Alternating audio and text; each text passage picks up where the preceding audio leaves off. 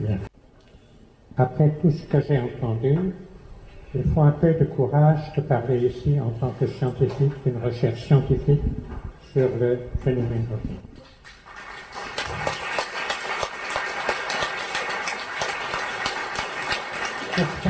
C'est ce que je vais essayer de faire en toute tranquillité d'esprit, comme j'ai toujours fait, et toute indépendance d'esprit. Le sujet est caractéristiques physiques et propulsion des ovnis. Ça veut dire que je vais parler du phénomène tel qu'on l'observe et de la recherche d'une explication rationnelle. Il faut dire que je me situe là entre deux camps, parce qu'il y en a qui disent on ne comprend pas, mais il n'y a rien à comprendre, parce que le phénomène n'est pas réel. Tout ce qu'on croit avoir observé ou ce qu'on entend dire, c'est tout simplement l'équivalent des méprises ou des constructions mentales. Le problème de ce côté-là, c'est qu'eux n'étudient pas le phénomène. Ce qu'ils essayent de faire, c'est de se voiler les yeux pour ne pas changer les idées qu'ils ont dans leur tête. Alors de l'autre côté, on dit, oui, on ne comprend pas, mais il n'y a pas moyen de comprendre. Si c'est extraterrestre, c'est tellement compliqué, ça me dépasse. Ou bien on le mélange à toutes sortes de choses magiques. Vous avez vu des exemples. Alors moi, je suis un peu au milieu parce que je voudrais comprendre en particulier ce qui se passe pour la propulsion. Ça veut dire, centrons-nous sur quelques problèmes liés à des observations et cherchons à comprendre en utilisant une méthode qui a fait ses preuves, c'est la méthode scientifique. Alors ne vous effrayez pas parce que l'essentiel n'est pas difficile à comprendre. Il y a des choses qui sont pour des spécialistes, mais l'essentiel, c'est tout à fait abordable. Eh bien, pour prendre la dimension du caractère exceptionnel du phénomène ovni, nous pouvons nous référer à la vague belge.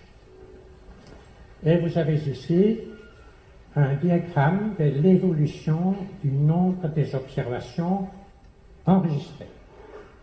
Brusquement, oui, il n'est pas assez fort, mon laser, pour indiquer cela, mais vous allez comprendre là où se trouve la flèche. La soirée du 29 novembre 1989, en fait, entre 5h et minuit, il y a eu de l'ordre de 120 observations. Et cela même dans une région assez réduite de la Belgique, qui est assez réduite. Pendant les jours suivants, vous voyez, le nombre des observations a augmenté plus lentement. Vous avez ici le graphique jusqu'à fin avril 1991, mais ça a duré jusqu'à 1994, traduisez 94.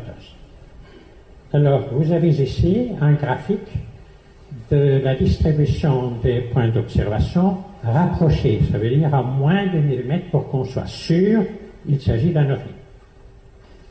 En fait, ce n'est pas apparu partout en même temps, c'est apparu d'abord à l'est du pays, et puis ça a progressé vers l'ouest.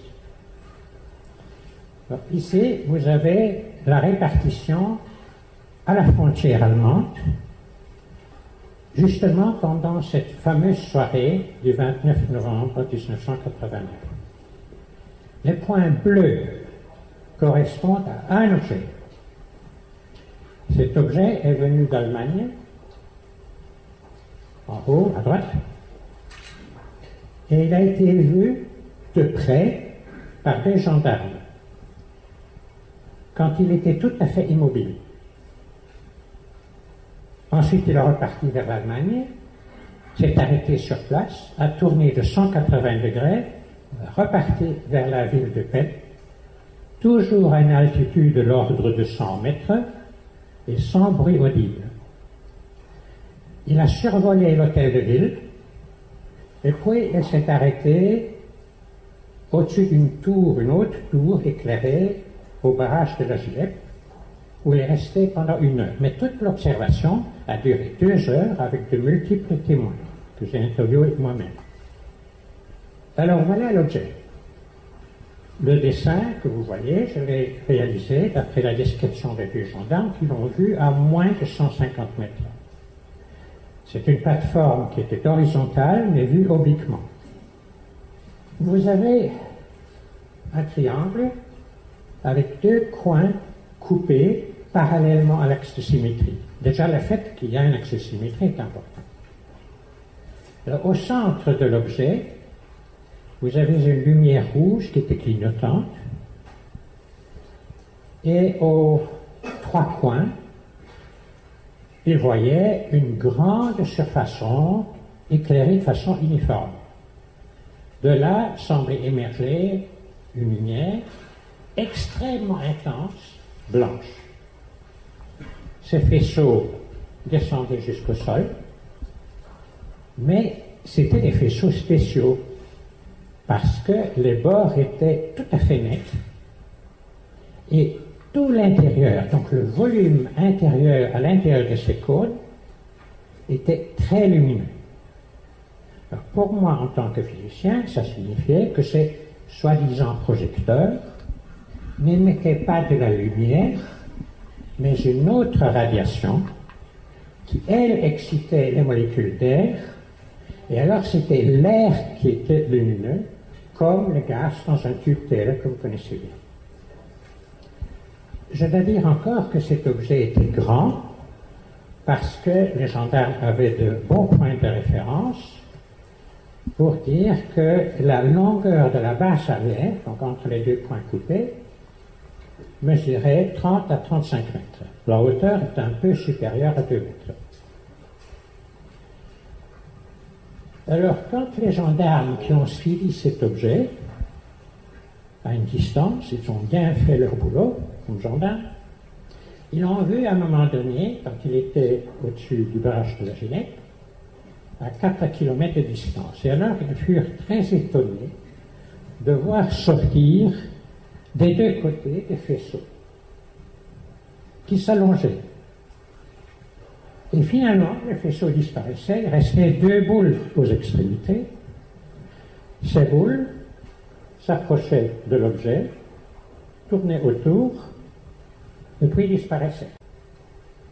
Après peu de temps, la même chose recommençait, et ça a duré ainsi 1 heure, jusqu'à ce que l'objet partait. Alors, pour montrer un peu, par quelques exemples, ce qu'était la vague, voici un objet qu'on a vu à Bruxelles le 1er décembre, donc 2 jours plus tard, surgir au-dessus des toits des maisons. Il est resté immobile. On l'a vu à moins de 20 mètres. L'objet pourtant était petit, parce qu'ici, les côtés mesuraient de l'ordre de 5 mètres. Voilà un autre objet qui glissait très lentement, à très faible altitude, au-dessus de la ville de Pin, aux abords de la ville, à très faible altitude. Et ici, on avait de bons points de repère pour dire que le grand diamètre mesurait au moins 40 mètres. Voilà. Il y a en bas à gauche 2 croix dans une surface verte. Là se trouvait un météorologiste de la force aérienne belge. Mettez-vous là, s'il vous plaît. Vous voyez mieux. Parce que je suis entravé par le câble ici. Merci. Et là, il se tenait avec sa fille à attendre le bus et il voit venir au-dessus des toits, voilà, des toits, un objet qui fait le tour de la place à faible vitesse, part, et voilà le dessin qu'il a fait. Il note spécifiquement que le diamètre des grandes lumières était 3 à 5 mètres. Donc l'objet était grand. Voilà c'est en peine vivant. Voilà, quelques jours plus tard, deux vues d'un même objet, c'est de nouveau différent. Alors, ceci est déjà de tirer quelques conclusions. On a vu des objets de grandeur et de forme différentes.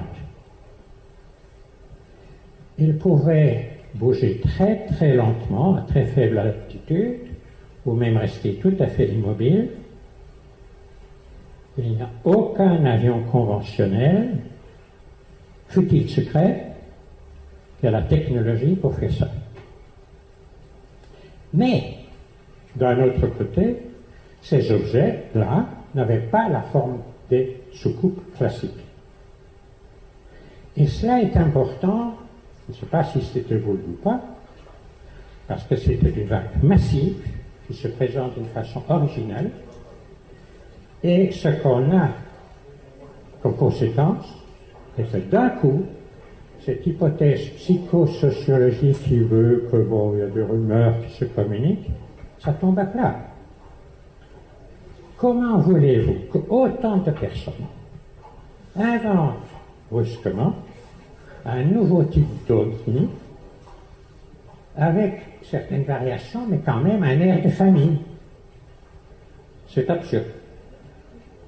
Alors, après ça, ayant constaté que cette vague était extraordinaire, mais réelle, j'ai vérifié moi-même, je me suis préoccupé de ce qui pouvait apparaître sur les écrans radars, aussi bien des militaires que les radars civils.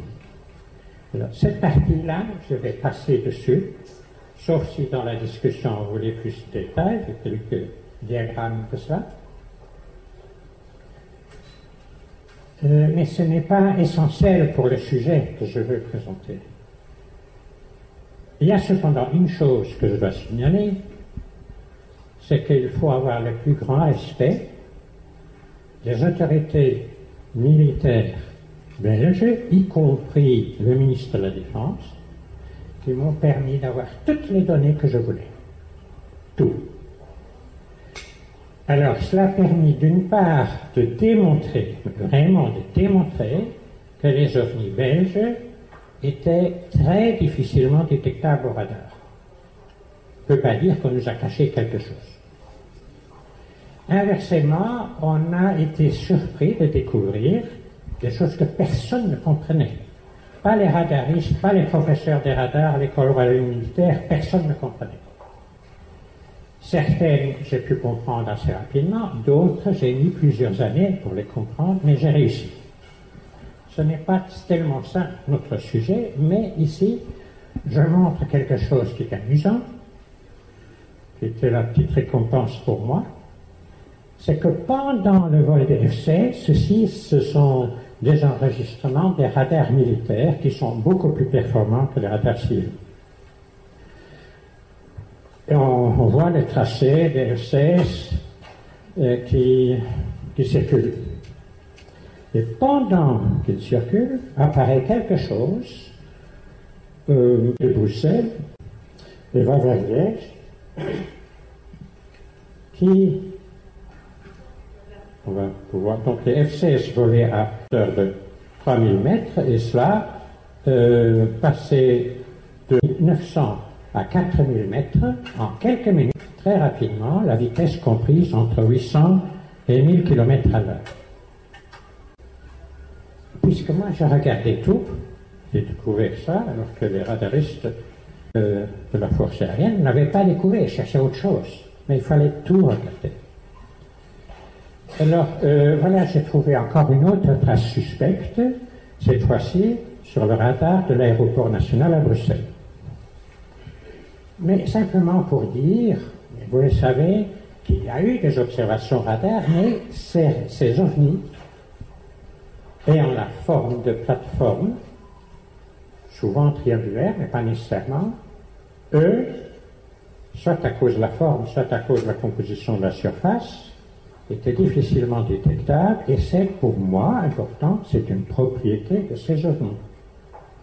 Moi, je cherche tout simplement à connaître le phénomène. Alors, je vais parler plus d'une photo extrêmement remarquable qui a été prise en un petit avril 1990. Vous voyez la photo originale, il y a un copyright, je signale, un extrait de la partie essentielle et ce qu'on a pu en extraire par des moyens purement photographiques. Vous voyez apparaître un triangle. Alors ceci a été confirmé brillamment par une analyse qui a été faite à l'École royale militaire par le professeur Ashowa et son équipe. Ils ont séparé les images en rouge, vert et bleu contenues dans la dia en couleur. Et à gauche, vous voyez ce qui apparaissait dans la couche sensible au bleu. En fait, ça devrait être en gris, en noir et blanc, mais on a indiqué les niveaux d'intensité lumineuse en fausse couleur d'après le barème qui se trouve, je passe, maintenant ça, qui se trouve là. Alors, l'objet était presque noir, très peu de lumière, mais on voit très bien ses contours parce que l'arrière-fond est lumineux, spécialement près de l'objet. Et c'est, par hasard, un triangle au coin coupé comme celui que je vous ai montré au début. Mais il y avait une très grande différence parce que, tout d'abord, le photographe et le témoin qui était avec lui, de même que les gendarmes européens et tous les témoins pendant la vague belge, ils ont vu des lumières rondes uniformément éclairées. Et sur la photo apparaît évidemment autre chose. Une lumière très irrégulière. Qu'est-ce que ça veut dire? C'était pour moi une question importante. À droite, vous voyez ce qui apparaissait de la couche sensible rouge. On ne discerne pas la forme de l'objet, même à faible intensité. Mais les lumières sont bien visibles. Alors ici, vous voyez les niveaux d'intensité pour la lumière supérieure, au centre et inférieure. J'ai demandé au professeur Ashowa de me préparer pour ici il a choisi celle qui se trouve à la pointe de l'objet. Pour cette lumière-là, des niveaux de même intensité avec des intervalles égaux pour 10 niveaux différents. À partir de cela, j'ai pu préparer une maquette que vous voyez là en droite, en bas à droite. C'est une sorte de montagne déchiquetée avec des falaises et de profondes vallées. C'est certainement pas quelque chose qui correspond à ce que les témoins avaient vu. Ah, c'est un problème. Et moi, je dois dire que ce qu'on ne comprend pas m'intéresse. Parce que là, il y a du travail à faire. Et j'ai pensé que peut-être il y avait là de la lumière ultraviolette qui pouvait être photographiée, mais qu'on ne percevait pas à l'œil humain. Bon, c'est une hypothèse, il faut la tester. Alors je l'ai testé très très soigneusement, d'abord en vérifiant que la lumière ultraviolette peut être détectée, laisse une trace photographique sur des films ordinaires. Deuxièmement, il fallait vérifier est-ce que cette lumière ultraviolette traverse l'objectif de l'appareil.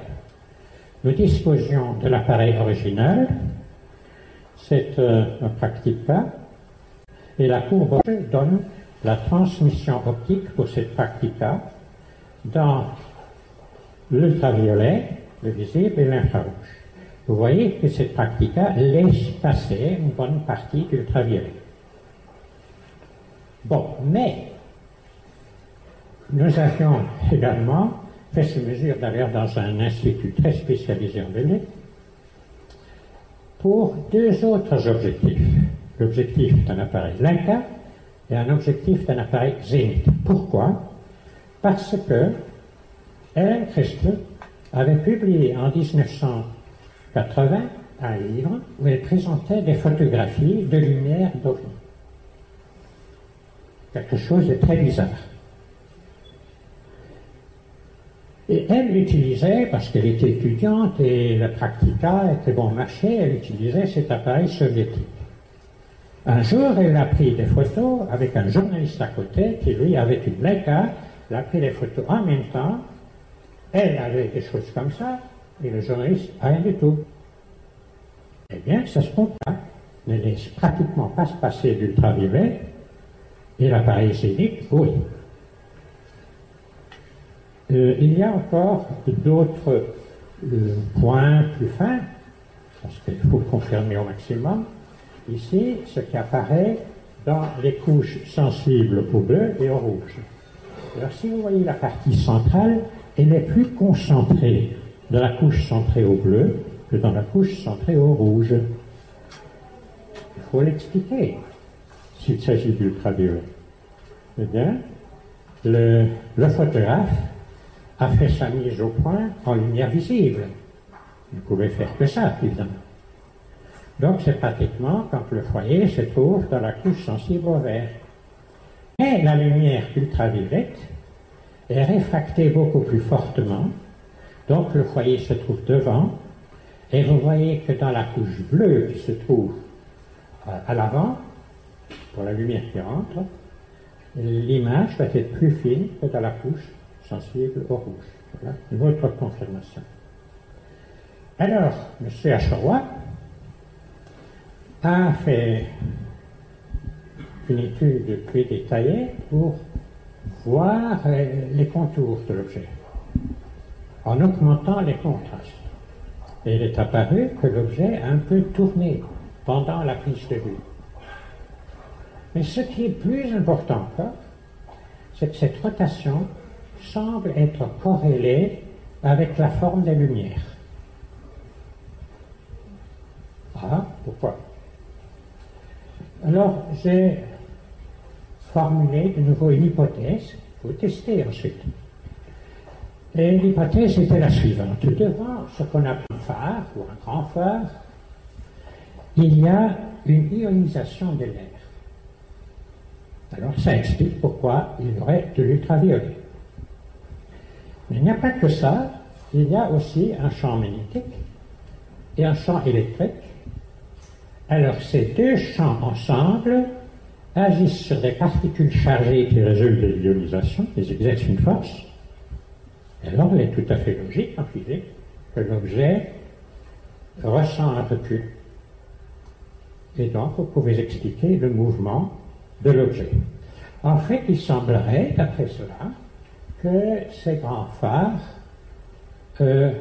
ont un rôle fonctionnel, c'est un système auxiliaire, et on comprend pourquoi, je vous ai dit au début, cet objet allait vers la frontière, s'est arrêté sur place et a tourné de 180 degrés sur place. C'est lui-même de le faire. Mais il n'y a pas que ça, parce que une étude récente, en 2003, faite par le professeur André Marion de l'Institut d'optique à Orsay, près de Paris, il a utilisé une méthode plus fine pour détecter des détails dans le bruit de fond. Et il a trouvé une structure. Il y a comme des lignes de flux. Je vais essayer. Ça, c'est d'abord ceci. Ici, ici on les voit bien, mais on les voit là aussi. On les devine, mais ici on les voit bien. Maintenant, je vais agrandir cette partie, on voit bien ces lignes de flux. Et c'est une confirmation de l'idée que le système agit sur des particules chargées, d'une certaine façon, pour provoquer ce mouvement. Alors ça introduit un peu le sujet dont je vais parler. Et là, en fait, ici, chance, par accident, d'avoir pour la première fois presque une vue directe dans le secret de la propulsion. Alors, c'est pas tout, parce que, vous vous rappelez, au début, j'ai montré ces faisceaux. Ces grands phares semblent avoir aussi d'autres fonctions. Ces faisceaux étaient très spéciaux. Eh bien, c'était connu. On parlait de faisceaux de lumière solide. Pourquoi? Parce que les bords sont nets, l'intérieur est très lumineux, et en plus c'est tranquille. Il n'y a pas que ça. La longueur de ce faisceau est modifiable. Voici un exemple qui résume une observation d'un policier danois qui le montre. Dans d'autres cas.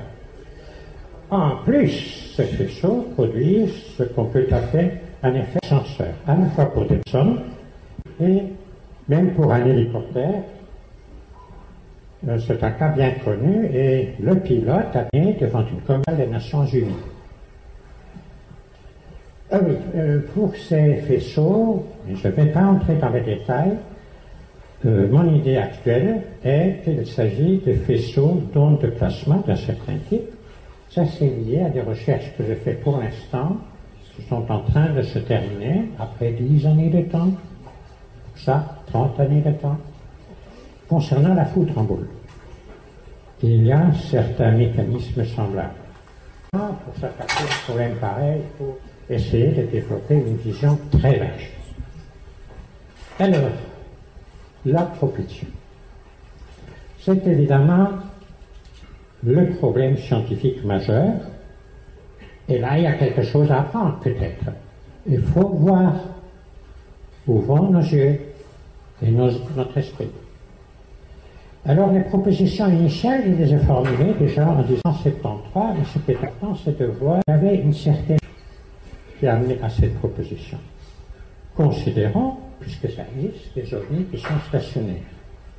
À ce moment-là, vous avez le poids, la force d'attraction de la Terre, qui doit être compensée par une autre force. Sauf si vous êtes pour la magie. Moi pas. Alors, d'où vient cette autre force? Cette force inconnue doit, d'après les principes de physique, résulter du principe de l'action et de la réaction. Ça veut dire quoi?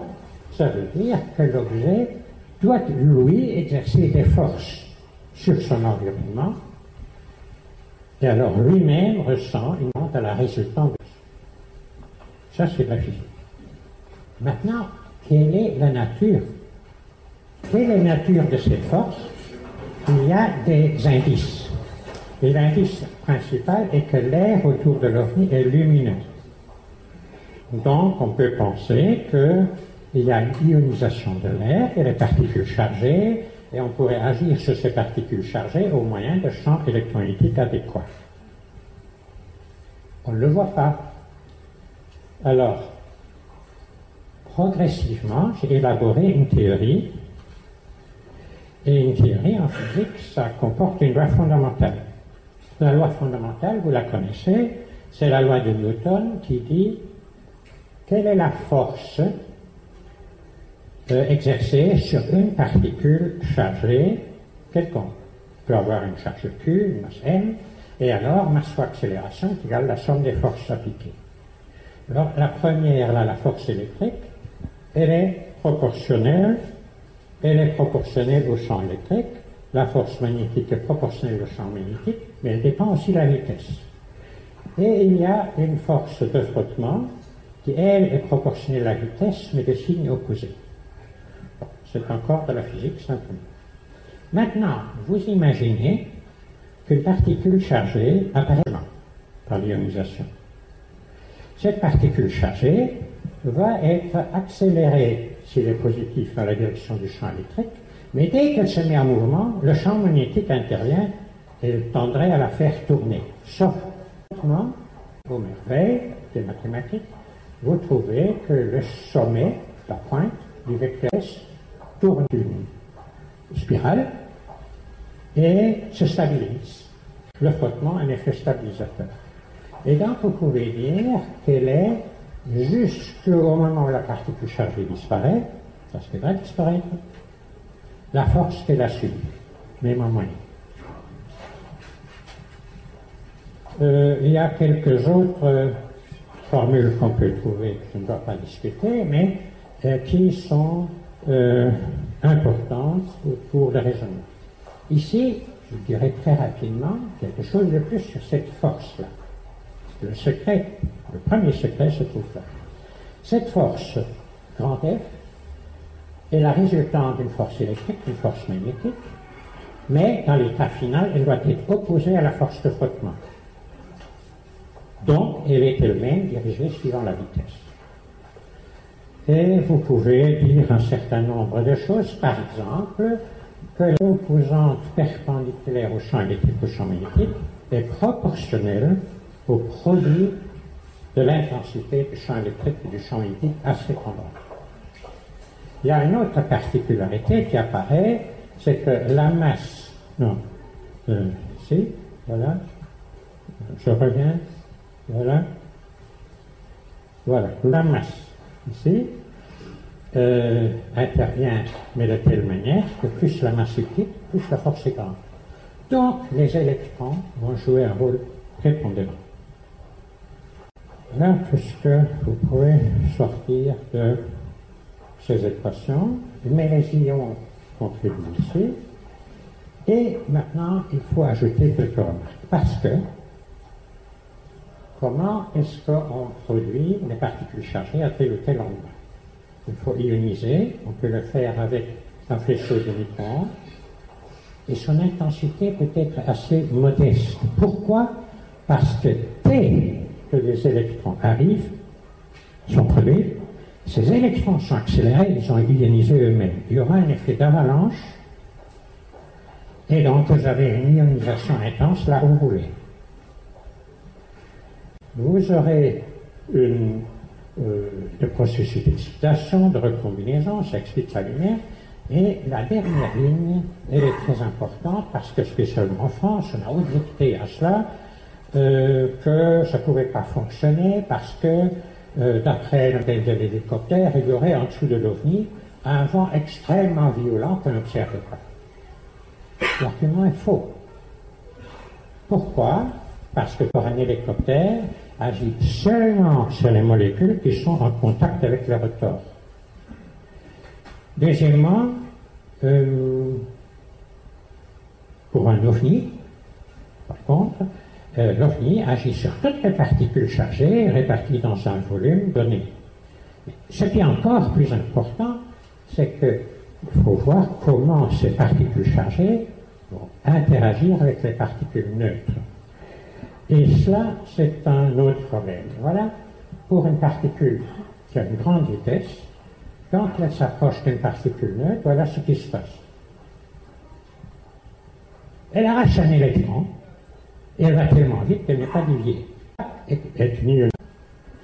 Vous avez la particule chargée à transférer un peu d'énergie à la particule neutre, parce qu'elle est ionisée, mais il n'y a pas de transfert de quantité de mouvement, on ne met pas la particule neutre en mouvement. La situation est différente pour une particule de faible vitesse. Alors voilà ce qui se passe, elle s'approche, et alors elle commence à attirer les électrons, s'il est positif, les électrons de la particule neutre est polarisée, et c'est elle maintenant qui agit sur la particule chargée, va promptement la dévier de sa trajectoire. Il y a cette fois-ci un transfert de quantité de mouvement, mais si les particules chargées sont des électrons de masse très petite par rapport aux particules neutres, la particule neutre n'est pas mise en mouvement. Et ça, c'est le processus essentiel dans l'air. Dans l'eau qui est plus dense, c'est différent, nous verrons tantôt. Bon, maintenant, j'ai mis l'élément essentiel, le plus difficile à trouver. Les terres ont tout ça peut-être, mais comment est-ce qu'on produit le champ électromagnétique nécessaire? Eh bien, là, j'ai développé une théorie logiquement cohérente avec le processus suivant. Il suffit de voir qu'il y a des pas logiques.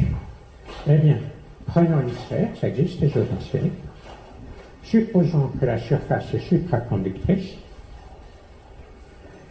et que sur la sphère, il y a une densité de courant qui est nulle au pôle nord et sud et la plus intense dans le plan équatorial.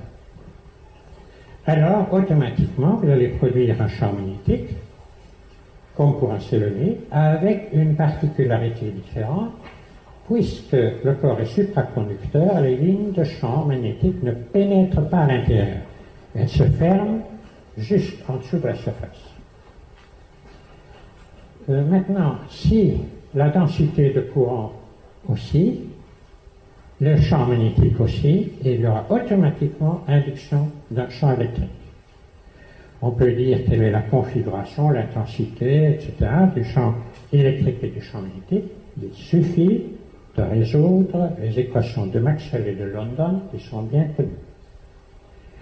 Pourtant, il y a quelque chose de spécial, parce que l'onde qu'on produit ainsi, à basse fréquence, est une onde électromagnétique de surface. Ça veut dire qu'elle est très intense près de la surface de l'OVNI et une intensité nulle à grande distance. En outre, elle a une rétroaction adéquate, ça veut dire que le champ électrique à la surface de l'objet est justement tel qu'il va de nouveau accélérer les paires d'électrons qui sont responsables de la supraconductivité, et on a une oscillation auto-entretenue.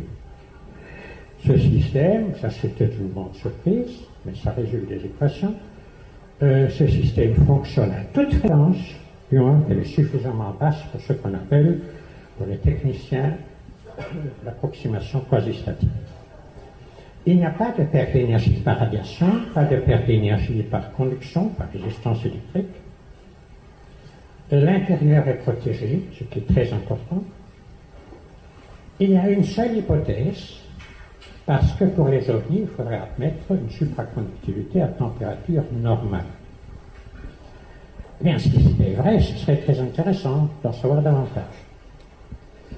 J'ai proposé un mécanisme qui pourrait rendre compte de cela, parce que pour former des paires d'électrons, à basse température, il y a un échange de phonons virtuels.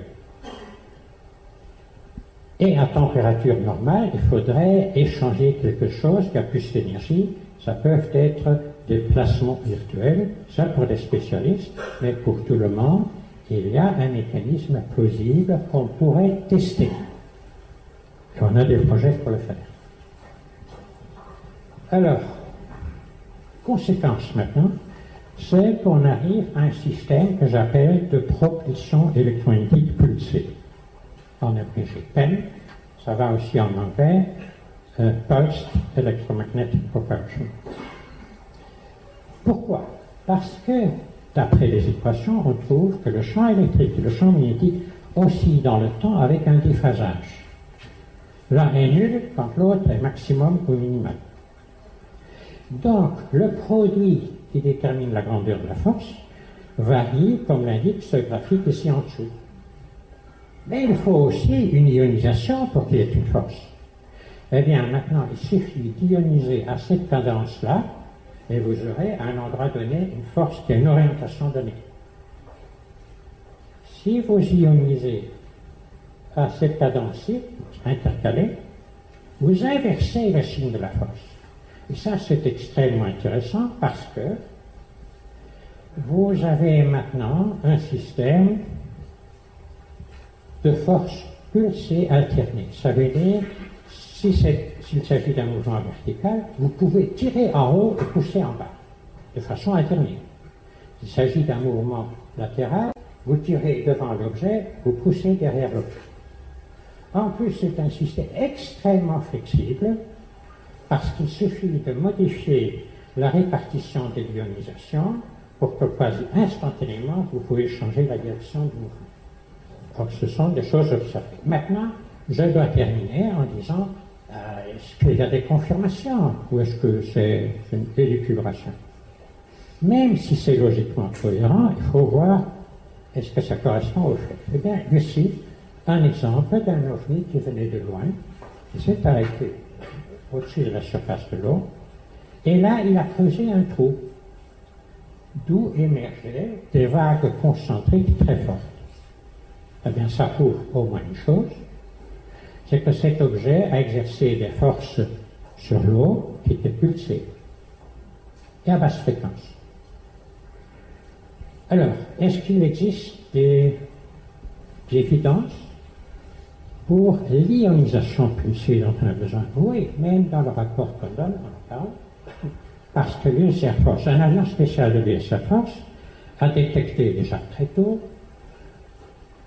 des micro-ondes qui étaient émises par un ovni et qui étaient pulsées à 600 Hz, durée des impulsions 2 microsecondes. Donc, il y a au moins une preuve de ça.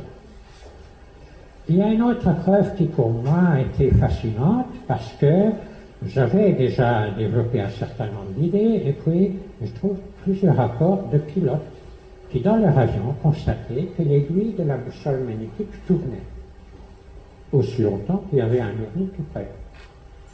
Je suis directement allé au laboratoire et je me suis dit ça je peux tester. Parce qu'une boussole, ça, on a, et on peut la soumettre à un champ magnétique. Maintenant, il n'est pas du tout évident que si vous avez un champ magnétique qui est aussi suivant une direction donnée à l'échelle de la boussole, ça doit faire tourner l'aiguille. Pourtant, ça se fait. Il y a même tout un domaine, ça c'est le résultat d'une étude expérimentale, tout un domaine, vous voyez ici, où vous obtenez des rotations. Pour les spécialistes, c'est un exemple de phénomène non linéaire. Autour de cela, en général, il y a un mouvement chaotique. Et ce que cela veut dire, vous le voyez ici, parce qu'alors j'ai écrit l'équation, j'ai fait des simulations sur ordinateur. Voilà, dans ce cas-ci, donc ici, en haut, là, pour une fréquence donnée, vous avez, ceci se donne l'angle entre l'aiguille et une direction fixée, et bien cet angle augmente continuellement. Ça correspond à une rotation. Dans l'autre cas, vous avez une fréquence différente et l'aiguille hésite. Parfois elle va vers la gauche, parfois vers la droite. C'est un exemple de mouvement chaotique parce que des toutes petites différences changent vraiment le comportement. Alors, il y a mieux parce que Ray Stanford, que j'ai été voir aux États-Unis pour voir son équipement et ses enregistrements, il a réussi à détecter par enregistrement le champ magnétique d'un ovni. Et vous voyez ici que la fréquence était de l'ordre de 10 cycles par seconde. Fréquence. Alors, voilà. Maintenant, la question, bon, champ magnétique, il faut bien admettre, et le champ électrique. Eh bien, voilà une confirmation de l'existence de champ électrique. Un ovni avait stationné pendant quelque temps au-dessus du sol et on a trouvé une trace annulaire comme celle-là. Ça veut dire que le sol a été extrêmement chauffé, la végétation est éclairée. Pourquoi? Eh bien, nous savons que, d'après le modèle, autour de l'OVNI, il y a des lignes de force électrique parallèles à l'équateur, aussi au niveau du sol. Si le sol est humide, ça provoque un courant. Si le champ est très intense, ça chauffe le sol même jusqu'à évaporer toute l'eau, et vous avez l'effet prévu. Ce qui est plus beau encore, c'est que pour un champ magnétique dipolaire, vous aurez exactement un maximum dans un anneau pareil. Ça, je peux le démontrer mathématiquement. Il y a même des cercles de glace qui pourraient s'expliquer de la même façon. Alors, je suis presque au bout, mais quelque chose dont beaucoup de gens ont entendu parler, il y a le phénomène des cheveux d'ange. Ça veut dire quoi? Il y a parfois, après le passage d'un ovni, une gigantesque quantité de filaments très fins qui tombent, mais qui sont thermiquement instables. Ça veut dire qu'il suffit d'approcher l'allumette, une allumette allumée, de l'approcher, et ça disparaît sans laisser de traces. Alors quoi? Il y a une explication simple, parce que il suffit d'admettre que parfois, dans l'air atmosphérique, il y a beaucoup de petites particules, une sorte de pollution, la nature est assez quelconque, il suffit que ces particules soient électriquement polarisables. Le champ électrique de l'OVNI va donc produire dans ces particules une partie positive, une partie négative. La partie positive d'une particule va attirer la partie négative de l'autre. Et donc, vous aurez la formation d'une chaîne. Et l'OVNI va être entouré d'une multitude de chair fines. Bien, qu'est-ce qu'il va faire? Il est englué dans une sorte de pollution. Pour s'en débarrasser, il va couper son champ électromagnétique, il va tomber et peut repartir. Question. Et alors les filaments utilisent? Parce que là, il fallait un champ électrique pour les polariser. Non. Quand vous avez des particules qui sont en contact, alors vous aurez des forces faibles, qu'on appelle les forces de Van der Waals, mais qui tiennent ça ensemble, mais pas très fortement, à tel point qu'il suffit d'un peu d'agitation thermique pour tout casser. Donc, c'est encore une confirmation de l'existence d'un champ électrique. Alors ça, c'est la dernière image avec des faits que je vais vous présenter. L'interaction d'un OVNI avec l'eau. Bien, il y a eu des cas où des gens se trouvaient dans un bateau, par exemple un bateau à voile, dans l'océan, et alors ils ont brusquement vu passer que quelque part, l'eau montait localement, formait une grande bulle, de plus en plus haute. Et finalement, en sortait un objet, et alors en dessous de l'objet, il y avait une sorte de colonne d'eau, comme si l'eau était aspirée. Et nous avons vu tantôt aussi le cas d'un OVNI qui ne sortait pas de l'eau, alors il creusait un trou, il y avait des vagues qui partaient de là. Est-ce qu'on peut expliquer ça? Eh bien, nous savons que les forces exercées sur les particules chargées sont perpendiculaires au champ électrique. Prenez la répartition des lignes de force magnétique. Et en plus de ça, il faut une ionisation. Alors, si vous voulez réaliser un mouvement vertical, il faut ioniser vers le haut et vers le bas, alternativement, de telle façon à développer les forces qui sont indiquées ici en rouge. Donc là, par exemple. En haut et en bas. Alors, en haut, si vous faites ça de façon symétrique, il y aura un flux d'eau vers le haut. Et quand l'objet se trouve encore en dessous de la surface plus haute, il va créer une bulle. Et quand il en est sorti, qu'est-ce qui va arriver? Eh bien, si le courant d'eau inférieur n'est pas été interrompu, vous avez de l'eau qui monte encore et qui retombe de suite. Ça explique ce qu'on a observé. Alors, dans ce cas-ci, par contre, attention, ce n'est pas l'air qui exerce la force sur l'eau. L'OVNI exerce une force sur tout le milieu environnant, donc sur l'eau. Et dans l'eau, la situation est différente dans l'air parce que l'eau est plus dense. Et là, il exerce une force pulsée. Et en dessous de l'OVNI, la force moyenne produit quand même un trou. Donc, moi je trouve que ceci est vraiment très parlant, c'est très visuel, et très joli. J'en arrive aux conclusions. La conclusion la plus importante est que nous progressons. Contrairement à ce que vous avez entendu dire, et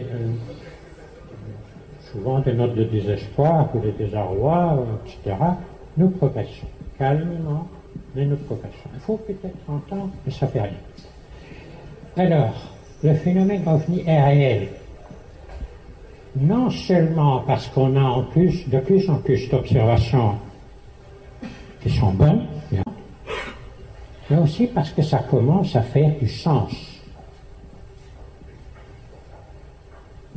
Alors, l'étude scientifique du phénomène OVNI est possible. C'est surtout ça que j'ai voulu montrer d'ailleurs depuis 30 ans. Et il ne faut pas de spéculation tout à fait farfelue. Il ne faut pas de théorie des portes et des univers parallèles, comme nous nous concentrer d'abord sur ce qui se passe ici, près de la surface de la Terre. C'est ça qu'il faut faire d'abord. Puis on verra ensuite.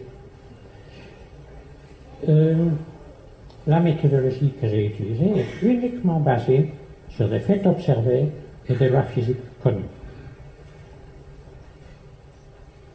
L'hypothèse extraterrestre est raisonnable. Vous pouvez.